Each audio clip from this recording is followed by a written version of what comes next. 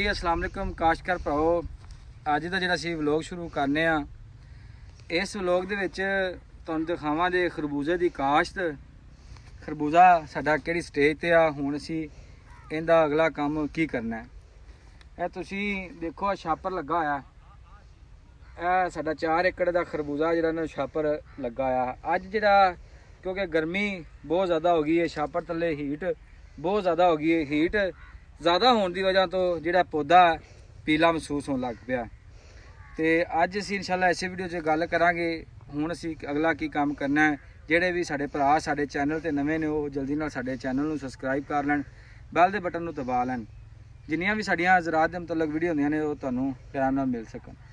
ਕਾਸ਼ਤਕਾਰ ਭਰਾਓ, ਇਹ ਤੁਸੀਂ ਦੇਖ ਲਓ ਖਰਬੂਜ਼ੇ ਦੇ ਨਾਲ ਅਸੀਂ ਮੂਲੀ ਦੀ ਕਾਸ਼ ਕੀਤੀ ਸੀ, ਪਹਿਲੇ ਤੁਹਾਨੂੰ ਅਸੀਂ ਵੀਡੀਓ 'ਚ ਵਿਖਾਇਆ ਸੀ। ਮੂਲੀ ਸਾਡੀ ਤਿਆਰ ਹੋ ਗਈ ਹੈ, ਪੱਟ ਲਈ ਹੈ। ਉਧਰੋਂ ਸਾਡਾ ਛਾਪਰ ਲਾਉਣ ਦਾ ਵੀ ਟਾਈਮ ਹੋ ਗਿਆ ਤੇ ਹੁਣ ਮੂਲੀ ਪੱਟੀ ਗਈ ਹੈ। ਕੁਛ ਜਿਹੜੀ ਛੋਟੀ ਸੀ ਰਹਿ ਗਈ ਹੈ, ਇਹ 2-4 ਦਿਨਾਂ ਤੱਕ ਸਾਡੀ ਤਿਆਰ ਹੋ ਜਾਏਗੀ।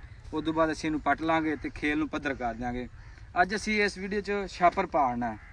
ਛਾਪਰ ਕਿਸ ਤਰੀਕੇ ਨਾਲ ਪਾੜਨਾ ਹੈ, ਕਿਉਂਕਿ ਛਾਪਰ ਯਕਦਮ ਨਹੀਂ ਲਾਉਣਾ। ਅਗਰ ਅਸੀਂ ਯਕਦਮ ਸਾਰਾ ਛਾਪਰ ਲਾਵਾਂਗੇ ਪੌਦਾ ਸਟ੍ਰੈਸ 'ਚ ਆ ਜਾਏਗਾ, ਹੀਟ ਮਿਲੇਗੀ, ਰਾਤ ਨੂੰ ਠੰਡ ਮਿਲੇਗੀ ਤੇ ਫਿਰ ਜਿਹੜਾ ਟੈਂਪਰੇਚਰ ਦਾ ਵਾਧਾ ਘਟਾ ਹੋਵੇਗਾ, ਬਿਮਾਰੀ ਅਟੈਕ ਕਰੇਗੀ। ਇਸ ਵਜ੍ਹਾ ਤੋਂ ਅਸੀਂ ਸਭ ਤੋਂ ਪਹਿਲੇ ਇਹਨੂੰ ਅਸੀਂ ਇਹ ਸੋਟੀ ਇੱਕ ਲਈਏ, ਇਸ ਤਰੀਕੇ ਨਾਲ ਅਸੀਂ ਸੋਟੀ ਮਾਰਾਂਗੇ। ਥੋੜੀ ਜਗ੍ਹਾ ਤੋਂ ਅਸੀਂ ਸੁਰਾਖ ਕਰਨੇ ਨੇ। ਇਸ ਤਰੀਕੇ ਨਾਲ ਅਸੀਂ ਸੁਰਾਖ ਕਰ ਦਿਆਂਗੇ। ਇਹਦਾ ਜਿਹੜਾ ਰਾਤ ਦਾ ਤੇ ਦਿਨ ਦਾ ਟੈਂਪਰੇਚਰ ਇੱਕ ਹੋ ਜਾਵੇ, ਰਾਤ ਨੂੰ ਵੀ ਠੰਡੀ ਪੌਦਾ ਜਿਹੜਾ ਨਾ ਟੈਂਪਰੇਚਰ ਬਰਦਾਸ਼ਤ ਕਰ ਸਕੇ।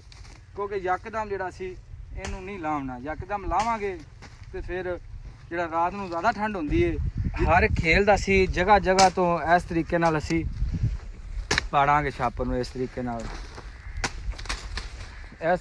ਅਸੀਂ ਜਗ੍ਹਾ ਤੋਂ ਸੁਰਾਖ ਕਰ ਦਿਆਂਗੇ, ਕਿਉਂਕਿ ਇਹਨੂੰ ਹਵਾ ਦੀ ਕ੍ਰਾਸਿੰਗ ਹੋ ਜਾਵੇ, ਜਿਹੜਾ ਪੌਦਾ ਹੈ ਮੌਸਮ 'ਚ ਰਚ ਮਿਸ ਜਾਵੇ ਕਿ ਬਰਦਾਸ਼ਤ ਕਰ ਸਕੇ ਰਾਤ ਦੀ ਠੰਡ ਨੂੰ ਵੀ। ਕਿਉਂਕਿ ਰਾਤ ਨੂੰ ਠੰਡ ਪੈਣੀ ਹੈ ਤੇ ਇਹਨੂੰ ਮਿਲੇਗੀ ਤੇ ਸਵੇਰ ਗਰਮੈਸ਼ ਮਿਲੇ। ਸਵੇਰ ਦਾ ਤੇ ਰਾਤ ਦਾ ਟੈਂਪਰੇਚਰ ਜਿਹੜਾ ਸੀ ਦਿਨ ਰਾਤ ਦਾ ਇੱਕ ਦਾ ਹੋਵੇਗਾ ਤੇ ਸਾਡਾ ਕੰਮ ਚੱਲਣਾ। ਅਗਰ ਐਵੇਂ ਨਹੀਂ ਕਰਾਂਗੇ, ਯਕਦਮ ਲਾਵਾਂਗੇ ਤੇ ਫਿਰ ਸਾਰਾ ਪੌਦੇ ਸਟ੍ਰੈਸ ਜਾਣ ਦੇ, ਕਲਮਾ ਜਾਣ ਦੇ ਤੇ ਨੁਕਸਾਨ ਹੋਵੇਗਾ। ਇਸ ਵਜ੍ਹਾ ਤੁਸੀਂ ਇਹਨੂੰ ਪਹਿਲੇ ਛਾਪਰ ਪਾੜੀ ਦਾ। ਉਮੀਦ ਹੈ ਮੇਰੇ ਦੋਸਤਾਂ ਨੂੰ ਸਾਡੀ ਇਹ ਛੋਟੀ ਜਿਹੀ ਵੀਡੀਓ ਅੱਛੀ ਲੱਗੀ ਹੋਵੇਗੀ। ਜੇ ਅੱਛੀ ਲੱਗੀ ਹੈ ਸਾਡੇ ਚੈਨਲ ਨੂੰ ਸਬਸਕ੍ਰਾਈਬ ਕਰਨਾ ਹੈ, ਬੈਲ ਦੇ ਬਟਨ ਨੂੰ ਦਬਾ ਲੈਣਾ। ਅੱਲਾ ਹਾਫਿਜ਼।